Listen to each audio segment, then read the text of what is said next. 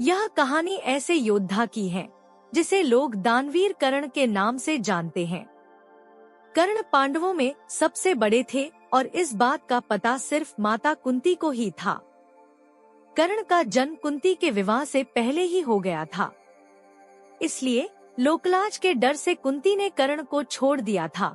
लेकिन कर्ण का जन्म कुंती के विवाह से पहले कैसे हो गया, इसके पीछे भी एक कहानी है।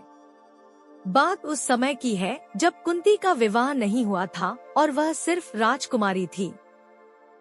उसी दौरान ऋषि दुर्वासा पूरे 1 वर्ष के लिए राजकुमारी कुंती के पिता के महल में अतिथि के रूप में ठहरे। कुंती ने 1 वर्ष तक उनकी खूब सेवा की। राजकुमारी की सेवा से ऋषि दुर्वासा प्रसन्न हो गए और उन्होंने कुंती को वरदान दिया कि वो किसी भी देवता को बुलाकर उनसे संतान की प्राप्ति कर सकती हैं। एक दिन कुंती के मन में आया कि क्यों न वरदान की परीक्षा की जाए।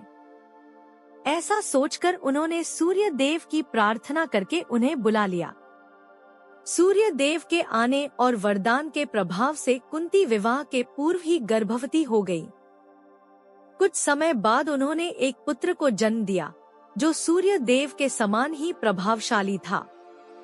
साथ ही जन्म के समय से ही उस शिशु के शरीर पर कवच और कुंडल थे।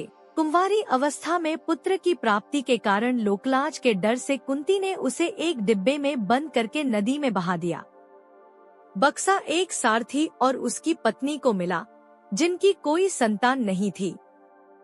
वो दोनों कर्ण के रूप में पुत्र को पाकर बहुत खुश हुए और उसका लालन पालन करने लगे।